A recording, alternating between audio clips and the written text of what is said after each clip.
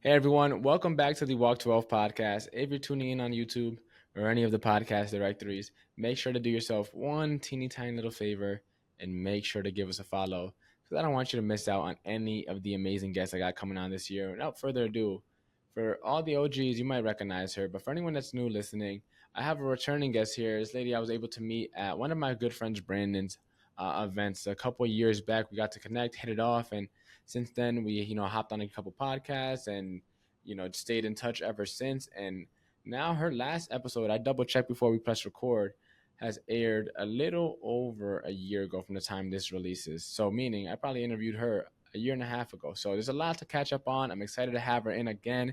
Katie, for anyone who hasn't had the opportunity to get to know you, to get to hear the last episode that you were on, just give us your quick elevator pitch again. Who are you and what do you do? Yeah, I love it. It's so good to be here again. I'm Katie Shea. I am a sales coach, so I help people feel more authentic in sales and approach sales in a way where it's not pushy, not salesy, and get more high ticket sales. So that's basically the elevator pitch of what I do. Yeah, alrighty. And so to kind of just get right into the conversation today. So last time we spoke, I said was a little over a year and a half ago. So take us back in time to mid 2023-ish. What was like around there? Because that was like around the last time we actually interviewed. Okay, mid 2023.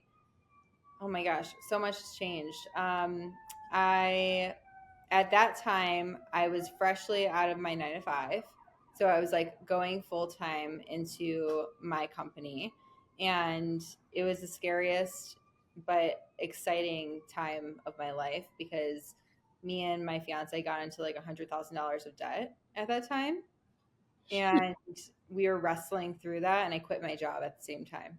So it was a funky time, but it was very expansive altogether too. Yeah, perfect recipe for like a entrepreneur story. A lot of debt, Yeah. quits job, doesn't know what it's gonna do, what you're gonna do, and then figures it out. So take us through that time period, right? So, as I said, you were in a bunch of debt. You just lost your job or quit your job and Yep. started focusing on the business. And then fast forward a little bit into 2024. What was like that last half of 2023, like entering to 2024? Yeah. So all of 2023, I was, well, not all of 2023, like half of 2023, I quit my job. And then I felt what it was like to be like completely broke for the first time ever. And I had money coming in, but the interest on my credit cards were so high that like I wasn't making any money. Right. And so I was going through like this period where I was making money, but then losing it all at the same time. And so like in that moment, I like quit everything. I partnered with a sales agency, and I started like helping them out like with like their sales and closing sales for like people that speak on Tony Robbins stages. And like a lot of like really high level people, and selling high ticket offers and building that company out with them while I was building mine out. And it was the weirdest thing because I made zero money for like 6 months. And then all of a sudden I made 86K in less than 6 months. And it just snowballed. Everything just kept on snowballing. And today I am at a completely different place. I'm not partnered with anybody. And I was just talking about this with actually my coaching group this morning of like how I was partnered with so many people for so many years because I don't think I actually believed in myself to do it on my own. Yeah. And like I'm working with business owners right now, and I'm going into their businesses, and I'm a fractional sales manager for them. I have my own course. I just launched that and had a really successful launch with that. So things are just going now. But I got Yeah. to let go of a lot, right? It's crazy how like no matter where we live or where we are in our journeys, how like a lot of us kind of go through the same exact things. So like right now, I'm at that stage where my credit cards are maxed, and because the interests I are so got high, you. it's like damn. I just sold, I just booked a keynote and got paid for that, and then it's like, oh, that's going to the credit card. So I didn't make anything actually. So I'm currently in that stage. I kind of hit that stage like mid to late last year, and then like been trying to swim out of it ever since. And but like I got you. also I haven't had my foot on the gas just because like I've been trying to figure out where it is that I'm going to go. And as I said before, we kind of press recorded. I'm going all in on the mastermind now, so I'm excited. So even though I'm drowning in debt right now, currently, I feel like this is the most excited I've been in a while. Something about chaos just makes me feel alive. I don't Me know what it too. is. I don't know why or what that is, but there's something about chaos. And you mentioned right, you went through a period where it's like you're making money, but like the money was going to your credit card. So I got a question. So um, Yeah. talk to us about like being scrappy when you are in that situation. Because I know for me right now, like there's things like there's one lady I helped out, and I built out her landing page. Am I a website developer? No, I built out all my own landing pages, but she said she needed help, and I'm like, all right, I can make a little money off of this, and so I built out her landing pages. So like, there's things like that that I've been doing to stay afloat to make sure Yeah. I'm not going negative, like at least breaking even. And so like, so talk to us about being scrappy as an entrepreneur, because a lot of time people think that it's just gonna be struggle, struggle, struggle, and then it's just up, and then it stays up forever, right? And there's times where it's like it is like that when you like zoom out enough, but in this, when you zoom in, you get to see the periods where it's like it's up and down and all that stuff. And so sometimes those downs, you have to get a little scrappy. So talk to us like how do you get through that time period, both as a business owner, but also mentally as well, because sometimes it can be tough when like no matter how hard you work, it doesn't feel as if it's really moving anything because, as I said, you have all that debt as well. Yeah, I love that. I've been really good at getting scrappy. I don't know why, but that's one of my strengths. Mm-hmm. And I remember when I first launched my coaching business, like I didn't know how to coach. I didn't know how to do any of that. And when I first launched it, I got partnered with Grant Cardone. And I'm like, okay, now I'm a Grant Cardone coach. Now what? Like, what do I do? And I started reaching out to people. And I jumped on like a sales call with somebody. I had no offer created. I had like nothing. Like I was like, I don't even know what the heck I'm selling. I don't know what I'm doing.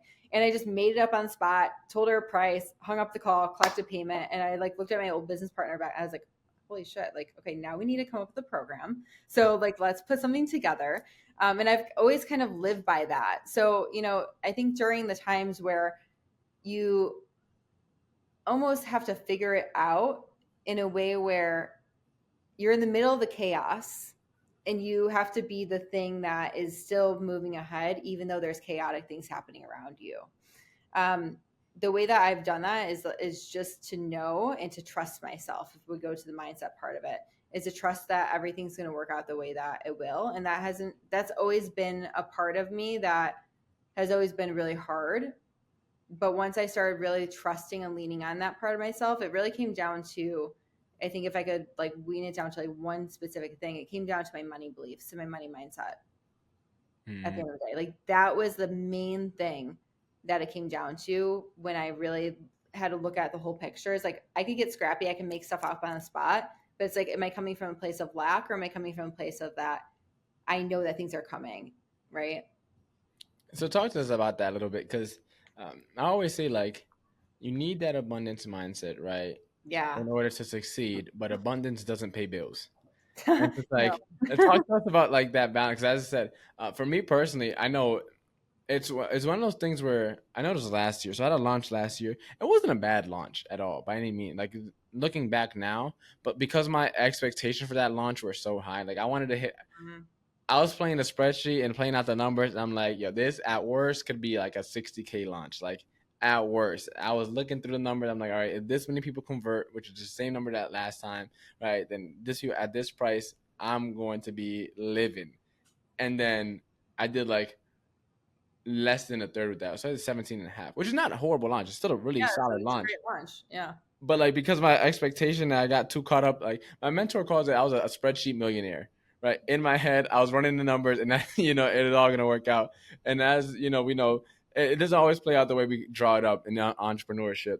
Yeah. And but after that, right, it kind of psyched me out a little bit. And then instead of coming from everything with this like excitement and tenacity, I was coming at everything. I was like, is this kind of gonna work? And I feel like that kind of set the tone for most of my 2024, and Okay. like it made it a lot harder. So talk to us about that, like about having that abundance mindset, that positive outlook on life, while you're in a period where it doesn't really reflect, like, and especially in your bank account, right? Yeah. when your bank account is a lot less than you are thinking, you almost have to play like mind tricks on yourself, right? Because it's a lot easier said than done to be like, okay, feel abundant every single day, which Yeah. like kind of it's not the reality. You're not going to feel abundant every single day. You're not going to have a positive mindset every single day. I mean, I just literally on Friday broke down. I'm like, oh my gosh, the world is crumbling, and this is like probably the biggest my business has ever grown, and like things are really just skyrocketing for me right now. But I had a mental breakdown because I'm like, what the heck like is going on? Mm. Because you're going to have those moments. Like, we're human beings, right? But in these moments where you look and you see something that doesn't look like you've made it yet, or you are not where you want to be yet. I think for me, this is just my own personal thing. It doesn't work for everybody, but for me, like if I feel myself going into lack mode, meaning like I'm not checking my bank accounts, I'm not looking at what's happening, I'm resisting a lot of things, and I notice that I'm doing that, then I go full on a day into myself. I drop everything of the things I need to do, like the sales work and all the things I need to do, and I just pour into myself. I meditate, I get back to my vision, I like completely go back into me, and then I get back to the things that I have to do, which is the sales work, like take action. Because if you're just dreaming and not Yeah. taking action, you're not going to get the results. No, 100%. That makes perfect sense, right? Going back within, and I love that you mentioned, you said, you spend time with yourself instead of looking for things externally. I think that a lot of times we hear people say, fake it till you make it, or you need this, and it's like a lot of times we just need to sit with ourselves, right? Because Yeah. for the most part, we know what we have to do. Right now, Yeah. there's reasons why we don't do it and avoid it sometimes. Right, it doesn't feel good. It might be difficult. Like, well, for example, if you get cold calling, who wants to wake up and like, yeah, I love cold I calling. love cold calling. Yeah, like there's a very small percentage of people who just wake up and love getting hung up on by strangers. That's right. But Yeah. there's some people do that. That's their cup of tea. But for most of us, there's things that we know we need to do, and sometimes it's limiting beliefs. Sometimes it's just like our actual physical well-being or something. There's a lot of factors that play that stop us or get in the way of us doing what we have to do. So I love that you mentioned just taking some time to drop everything and just sit with yourself and do get back to you, right? Yeah. And then going back, so I fast forward a little bit. So you said no money for 6 months to over 80 in less than 6 months. Talk to us about that. What was the catalyst that kind of sparked that? Talk to us, for anyone that's listening. Me and you to say launch, that's our typical entrepreneur talk, but for anyone who doesn't know what that is, talk to us about a launch. What kick started that whole 84K stretch where or that 6 months you kind of flipped things on its head, and I said it led to the momentum that you got going on now. What kind of changed things, and when things were changing, did you notice that they were changing, or like how was that time period? I did.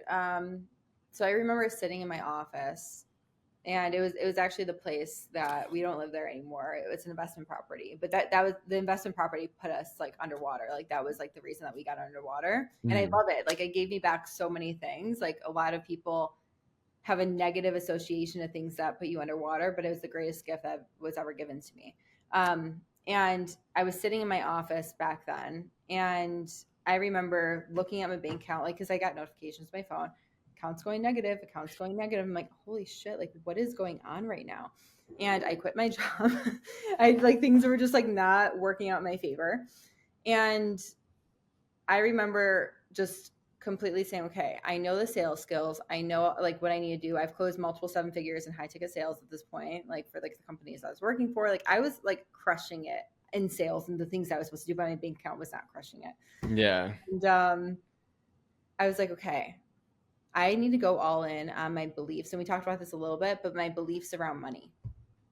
Because I felt like shit around money. I didn't feel good around money. I felt like complete like a failure around money, even though I had the skills, even though I knew what to do and this and like the strategy, I guess you would say. Mm, I felt like crap about it. So every time that I would want to attract more money in, or every time I want to go do something like where I would attract something, all of a sudden I didn't feel worthy enough. All of a sudden I didn't feel good enough. And like all these feelings. So like I couldn't make that sale because my feelings weren't equal to the sale. Right.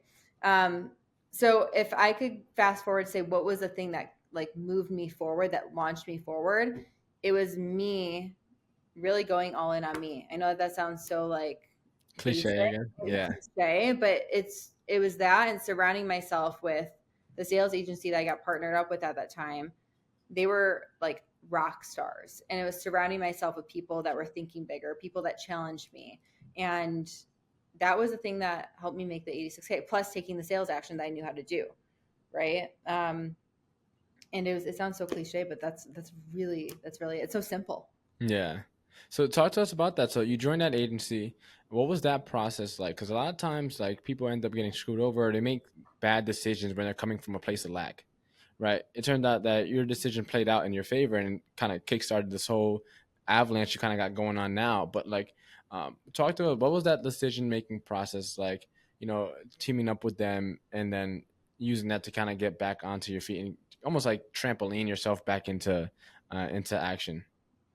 Um, I think that for me, like when I quit my 9 to 5, there was always a part of me that knew that I was not supposed to be there. Yeah. And it felt very resistant. And so every single time that I would join like a partnership or like find somebody like the agency that I was partnered with, I met him because I was partnered with, or I was with Grant Cardone and he was with Tony Robbins, and we were actually competitors. And so we were actually gonna like, I was like seeing what he was doing, and then we ended up becoming really good friends. Yeah. So when he launched a sales agency and he was like, Katie, come on board, I was like, hell yeah, I'm down for it, because there was ultimate alignment of where I was and who I wanted to become, and he was who I wanted to become. And so I was like, if I could just partner with somebody like that and I could see what they're doing and I could get on their level and I could work with them for a long period of time, it's going to catapult me forward, right? So every decision that I make is like, is this going to diminish me, or is it going to be something that pushes me forward to help me step into like an alter ego or a different person that I'm not yet? No, 100%. I think um, what's the law of proximity, I think it's called, right? Yeah. Where it's like, how can you get yourself surrounded with the people that you want to be? And then I actually seen, the quote that says the average of 5 people you spend the most time with. Yeah. I heard supposedly that's actually was taken out of context, and it's actually you're the average of the 5 people that have the biggest impression on you, Oh, or that you look up to the most, or yeah. something like that. I forget who said. I think it was Alex Ramosi or one of these guys, but I forget where I heard it. But supposedly it was taken out of context, and that's the original version or something. Some I might be butchering it, but something similar to that. And so, um, a lot of times it's just like, how can we get in touch and near the people that already have the success? I always talk about like to like people when I'm in conversation, like you can't get advice from someone who hasn't been to the promised land themselves. Whatever that promised land may look like. I agree. Biblically, it was Moses didn't go to the promised land. He couldn't lead the Israelites there, right? He passed away before he could ever reach it.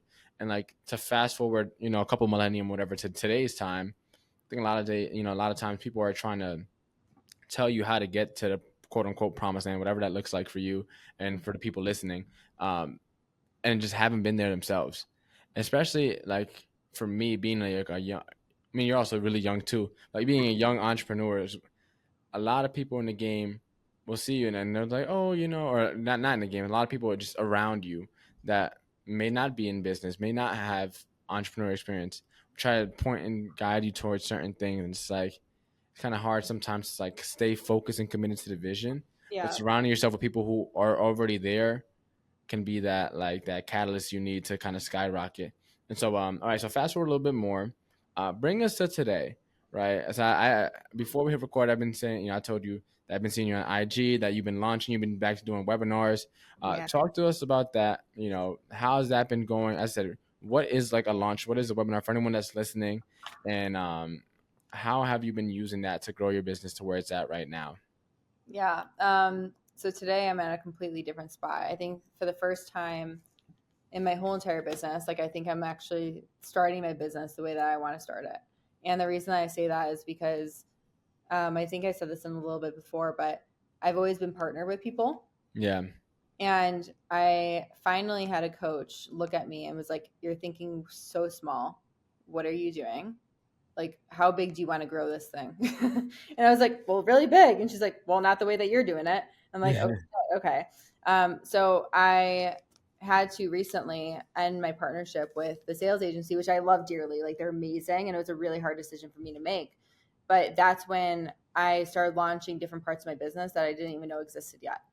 And right now, like, I do webinar launches as well for my course. I really believe in like high ticket offers, because you could sell a couple of those and make a pretty good profit, and pretty good money off of those. But the webinar funnels and like the launch things that I do, I started doing more of those because I believe in live trainings and giving people value and showing like what's possible for them in their life. So I was like, I'm going to lean back into webinars and live trainings and things like that. So I just launched my new course, and that was a really successful launch. It was amazing. And now I'm working with companies and becoming like their fractional sales manager. So basically, and doing fractional sales manager work, because I notice a lot of companies have that gap where they're looking to get help with their sales team, but they don't really know where to go. And not more consulting work, but more of like in the business work. Mm-hmm. That makes sense. No, Yes. That's 100%. what I'm doing now. All right, perfect. So I had a couple questions. So I think Yeah. to start off, right? Let's talk about high ticket sales. So you hear some people in the internet talk about when you get into business, start off free, get your testimonials, then up the price a little bit, and then work your way up to, the price of, where supply meets demand, whatever the point is called or whatever, until like, and eventually just work your way up. And then you hear other people who kind of say like, no, when you start off, start off charging as much as possible and just do everything you can for one person, and then do that, and then if that's not scalable, then have like a mid-ticket offer, and then when that becomes not scalable, and then kind of work your way down. So you kind of hear two very complete opposite schools of thought, where it's like some people as to start off free, and people saying this are all really big and they all are right, but I just want to hear your personal thoughts on the matter, because I said I know you specialize more so in high ticket sales. So what's your thought on the matter, for anyone who, first of all, for anyone who doesn't know what all this ticket stuff means? What's low ticket, what's high ticket, what does that even mean? And then get into your opinion as to ideally how should someone start. Okay. Low ticket is going to be like something that $100 and under. Like, you're selling maybe like an ebook, you're selling something that's just like really, really low value that people could just do themselves. Okay. Mid ticket is going to be, let's say $500. And I would say like between like $100 to $500 is like mid ticket. Mm-hmm. Okay. Maybe to 1,000, maybe to 1,000. We'll push it to 1,000. And this is going to be more like maybe like a mini course, or like something where you're giving a little bit more of the value, but not the whole entire transformation. Mm-hmm. High ticket sales, this is just what I believe, is where you're giving the whole entire transformation. You're coming in, you're working with people, you're in the business with them, like you're doing things together, or you created like a do it yourself kind of a program where people are like, or I'm sorry, you're doing it for them. So Yeah. here's like the thing that you want. Let me create the thing and let me just do it for you, like website design, things like that. High ticket sales. What was the other part of your question? Yeah. So the second part is, so I said, like the two schools of thought, like starting off free and then working your way up to the price point that you ever eventually want to reach, or starting off like super high and then working your way down. So Okay, I got it. So when I first started my coaching business, I started everything for free. I'm gonna be honest with you. Like, that was just like what I did. And yeah. it doesn't make it bad. I think that it gives you a lot of experience, especially if you're just starting off. But I also think that it depends on who you're selling to. Because if you're selling like to just consumers and their budget, like their average price point that they invest in or whatever they're making is $60,000, then you try to sell like a $20,000 package to them, what's going to probably happen? Not too much, right? Because their buying power is a lot lower. But if I'm going into businesses that are doing, I don't know, like 100K plus, let's just say, and I'm selling them a $20,000 offer, their buying power is a lot higher. Mm-hmm. And so for high ticket, I think like when it comes down to like if you're starting off new, and it depends on, number one, who is your person that you're reaching, like who is that person.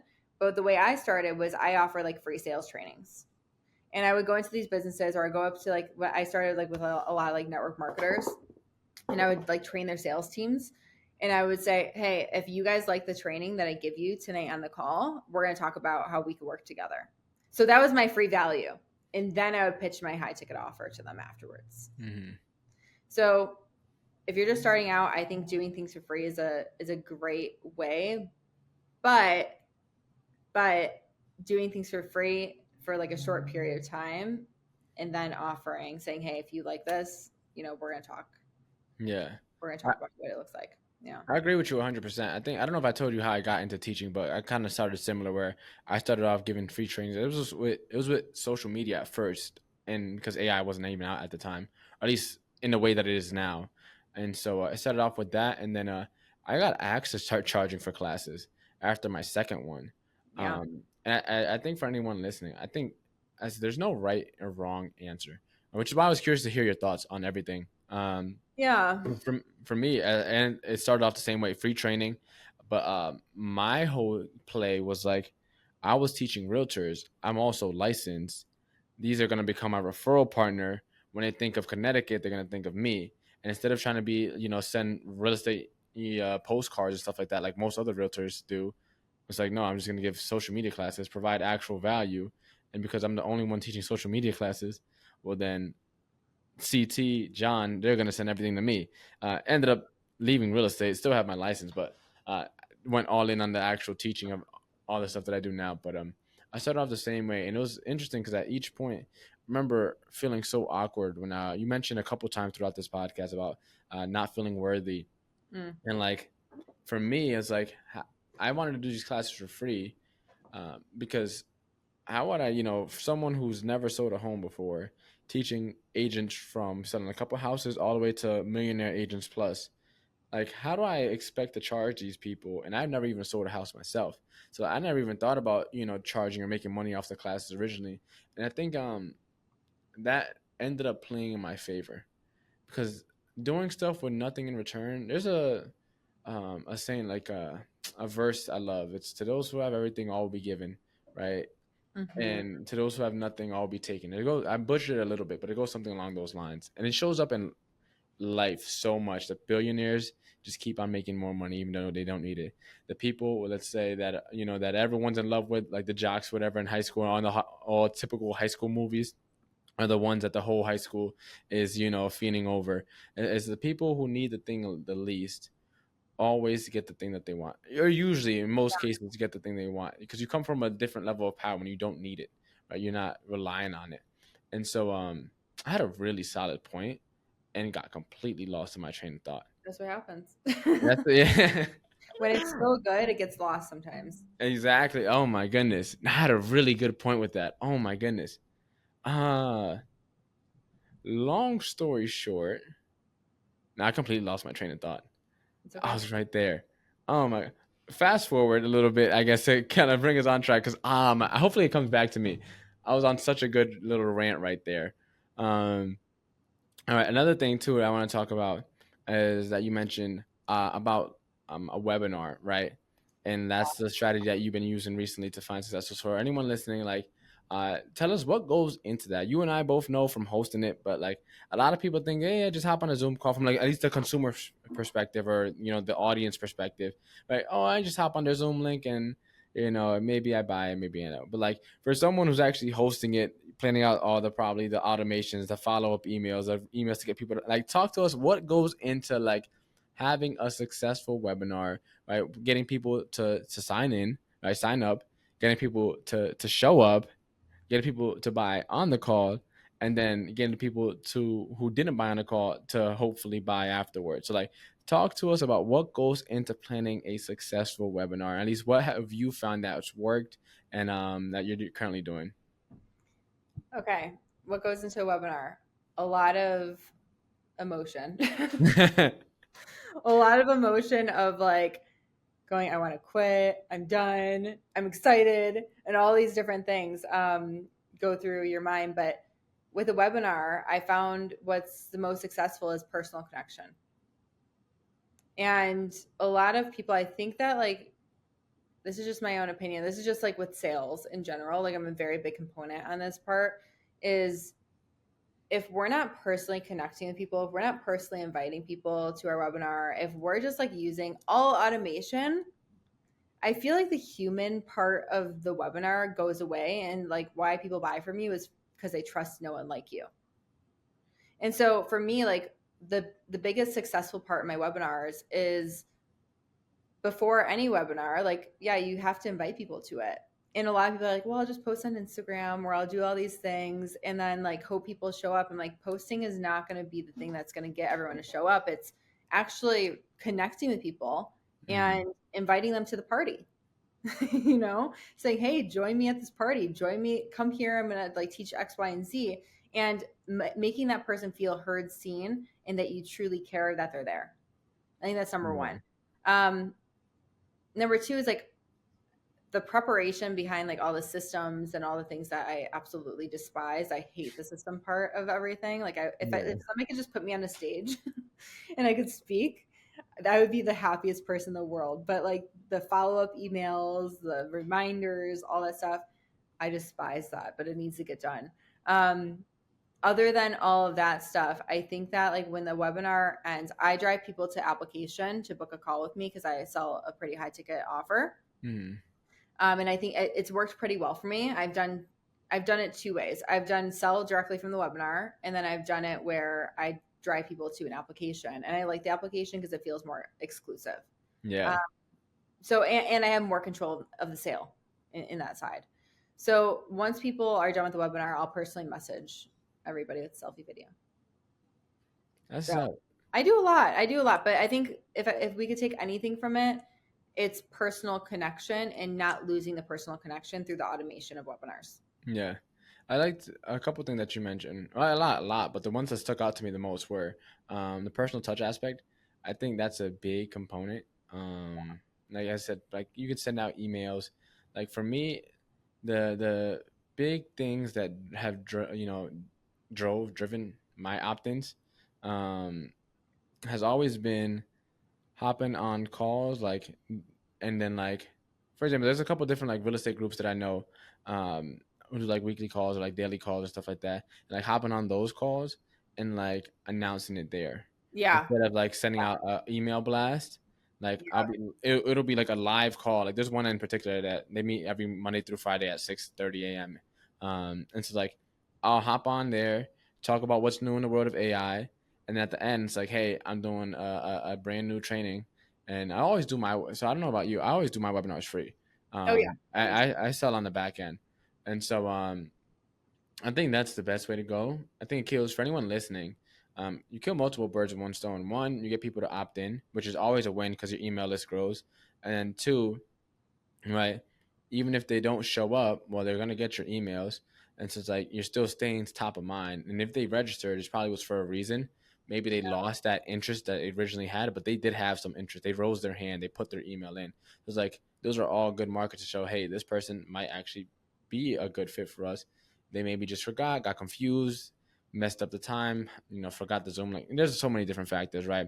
Yeah. And then also, if they do end up buying, well, then it's still good for us because they bought and now we get to help them and they get to get the transformation, we get to grow our business, and hopefully that turns into a repeat buyer or a referral or something like that. We do a great job. But I think webinars also from a convenience standpoint also Yeah. one of the like I think the more convenient ways of like growing a business and lead acquisition. There's a lot that kind of goes into it, but like once you got the system dialed, it's kind of like plug and play. So talk to us about like real quick at more high level as to like why you decided to choose webinar, because we talked before we hit record about like doing multi-day challenges, and there's so many different ways to grow your business, whether it's in person or it's a more of like a online business like the both of us has. There's just ads, there's this, there's that, there's so many different strategies. um what kind of led you towards doing the webinar, and what else have you tried for anyone that's listening?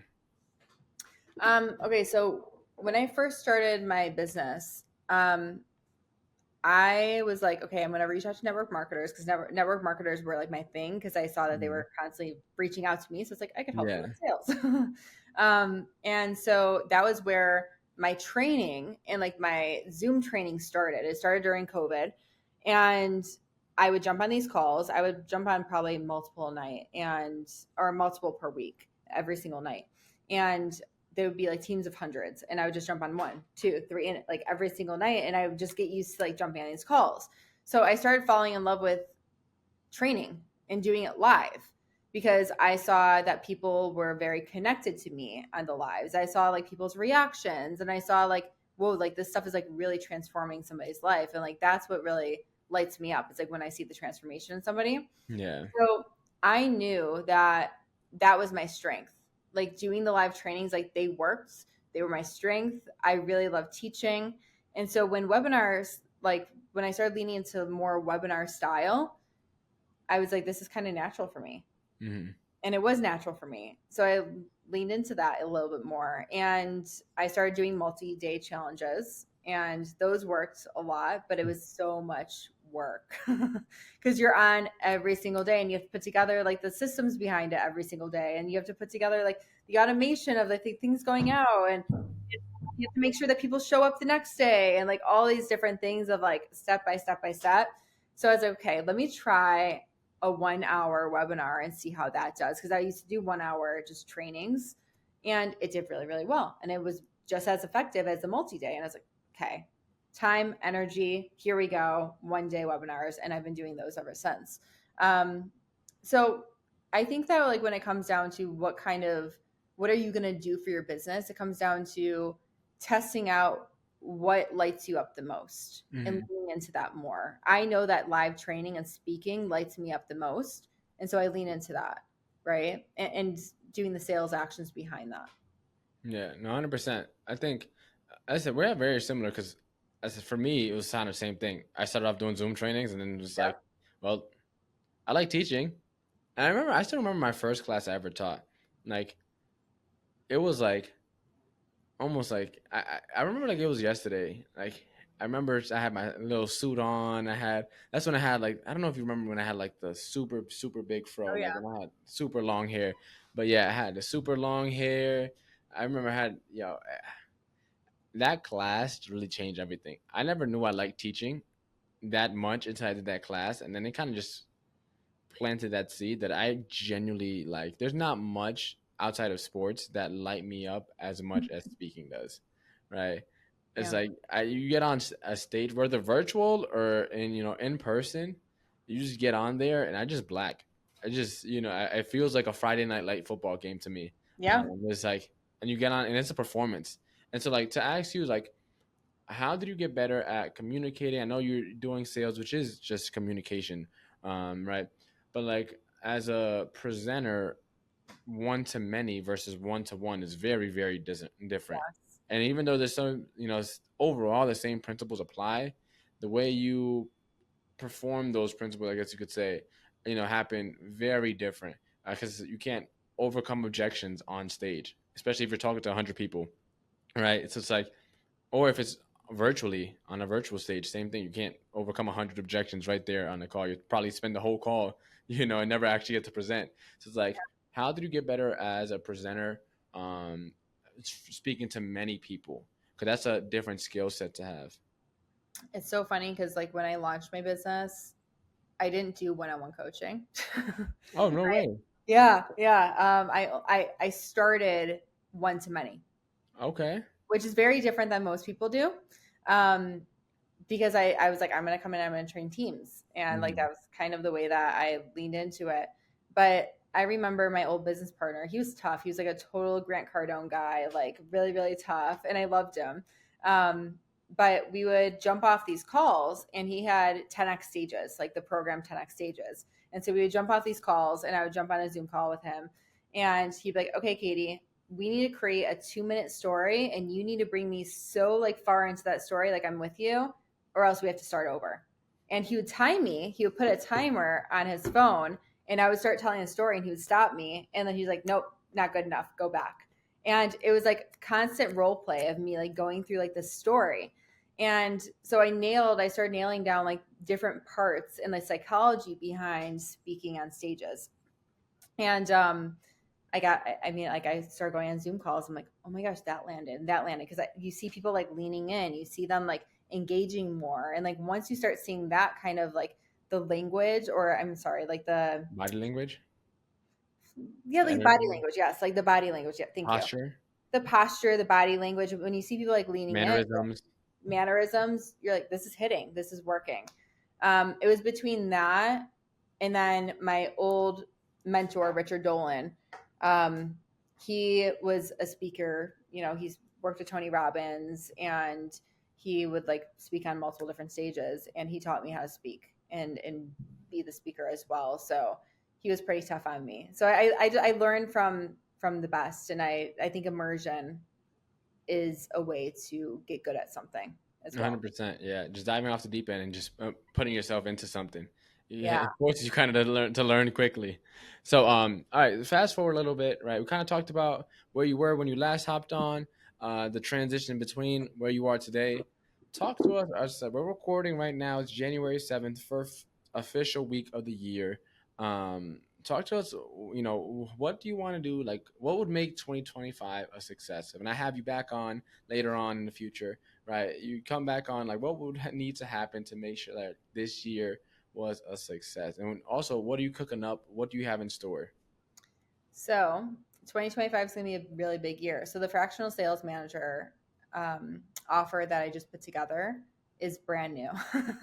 I've done the work through the sales agency that I was partnered with, so I'm very familiar with it. Hmm. But me doing it on my own is completely brand new. So for me, that's a really big focus of mine this year is landing a couple key clients and scaling them, to where whatever that next level is for them, Yeah. um, over this next year of 2025, and getting a really good, like maybe like a handful of really good key fractional sales manager clients.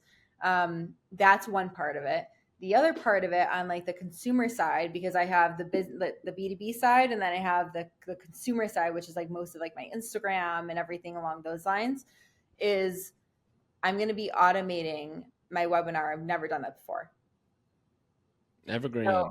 yeah, I'm making it evergreen. I've never done that before. And I'm interested to see how that plays out, because my goal with that one is to make it more on like the mid ticket side and then sell my membership on the back end. Mm. So that's my goal for 2025 is like getting my fractional sales manager to a handful of clients that are reoccurring, and then that the other side, getting that evergreen webinar really solid, so that it kind of runs in the background, so I'm not really focusing so much on that side anymore. Yeah, amazing. So, Katie, I appreciate you hopping on. Where can we find you? Where can we connect with you if we want to maybe get into that membership? Maybe we have some people listening that might need a fractional CMO. Where can we find all things Katie Shea? All things Katie Shea. Instagram right now. That's a definite thing. You could follow me at Katie_Shea13. That's my Instagram handle. Message me on there. I'm always messaging people back because I think that that's a really great way to keep connection going. And then also, I'm launching a YouTube channel. No way. Yeah, YouTube and podcast is on my heart, and it's been on my heart for a very long time. And now I think I have the bandwidth to do it. So I think I'm gonna do that in 20. I am gonna do that in 2025. Now I think I'm gonna. That's gonna be exciting. Definitely keep me in the loop, and that's exciting because as I said, when that is live, let me know so I could put it in the link so the people listening today can, Thank in the future go in and check that out. So again, Katie, thanks for coming on. I normally ask the famous 5 questions, but since you already hopped on and answered those questions, I guess another question off the top of my head is, in one word, what is your focus for in 2025? in one word. Mm. The one word that keeps on coming to my mind is intention, because I think we could be doing a lot in our lives, but without an intentional focus, there's a lot of fluff going around. And so for 2025, if I want to expand my fractional sales manager business and I want to expand the core sales and impacting more people's lives, then I need to be very intentional about every single thing that I do. Amen. All righty, and that's the episode.